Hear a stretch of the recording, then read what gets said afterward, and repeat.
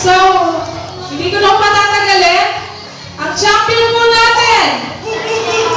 Pero po, yung po mag-award, tatawagin ko po muna si Coach Billy and ating ating President and First Lady ng Gemini Homeowners, Karomi and Valerie, to give the award. And Coach Billy to give the trophy. Picture ba? Ang first prize winner or champion para po sa Santo Niño Fiesta Amateur Singing Contest Champion 2010 comes to contestant number 7, Jennifer Camote. 95.67%. Congratulations sa iyo.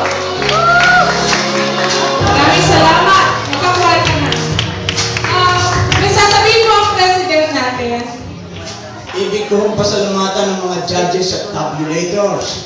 Kung hindi ho sa inyo, 18 to 30 at saka 50 and up, senior citizens. Sa isang taon ha.